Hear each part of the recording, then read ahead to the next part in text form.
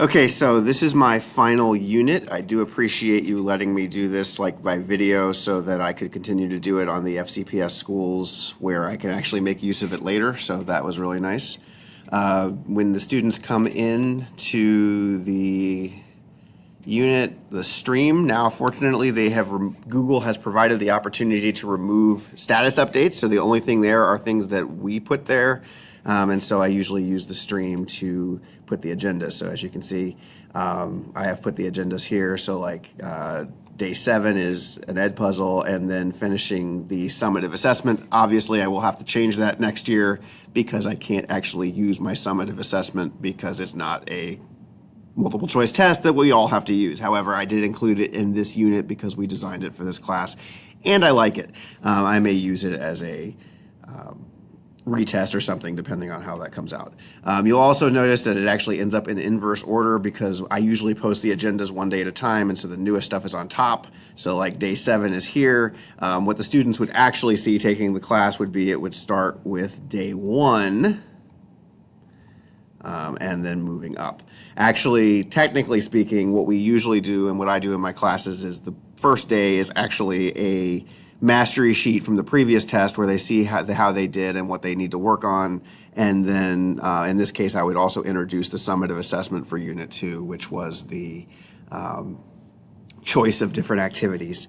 But like, for example, here's the agenda for day 1, and then day 2, and day 3, and so on. I will scroll slowly in case you decide you want to stop and read these for some reason, but each one just indicates what we do for the day. As I mentioned before in a previous video, we number each assignment so that like Unit 2, day 7, and then A, B, C, and so on, that matches up perfectly with the grade book. So if a student is missing an assignment and looks at the grade book and sees due on 2-6B, the student knows that he can just go to the classwork page and find 2-6B and then complete that assignment.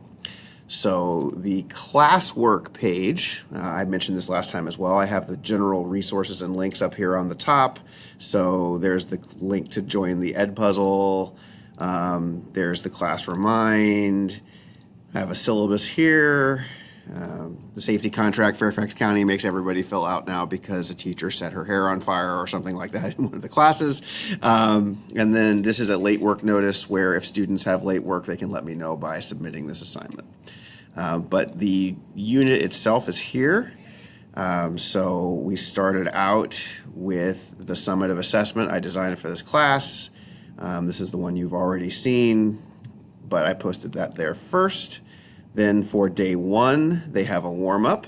I was able, I think, to incorporate more of the interaction component that I was looking at to start with. So the first day activity is actually going to be what do you feel is the most important invention or discovery and why, and the assignment will actually instruct them to answer it and then reply to another classmate's answer. And that ties in with the first activities, which was the timelines and the history of the universe sort. And then this is a really good Ed puzzle with Neil deGrasse Tyson walking through the calendar of the universe, starting with the Big Bang at January 1st and going from there. But anyway, so we have a couple Ed puzzles. I think I showed you guys the sorts before. We use this as a very good formative assessment. Usually we have instructions that indicate, I think it says in this one too, to check with a teacher before continuing, so they have to drag them into place. It's like a drag and drop. It would be like a traditional drag and drop that you might do in the classroom, but when they have it completed, they check with a teacher, and that allows us to immediately determine whether or not students are able to understand or if they need reteaching. We have drag and drops for a lot of different things. This one, obviously, if it was a fully online class, that would make things a little more tricky, but I teach in a blended learning setting, so that works perfectly. I did update the instructional worksheet. I was able to go back and do that, so there's a couple videos to watch and questions to answer. I changed some articles and such as well. Included a joke video from the Big Bang Theory TV show where he's dressed as the Doppler effect. So that worked out pretty well. And so then those are the day 2 is Big Bang and galaxies. Day 3, I incorporated the quiz with the feedback that we designed for this class. I really like that. I'm going to try to use that more in the future. And then they could do corrections based on the instructions from which questions they missed. And then the rest of this is pretty much just different activities. There's another drag and drop with a check-in. There's a game that drove the students crazy because you have to click the thing, right? So massive star is this one. I got it wrong. It's a red supergiant. Okay, wait, it's this one. And the instructions have them do this until they get 100% and then take a screenshot. And it drove them nuts because but it's a good way to practice it. And so then we have more notes.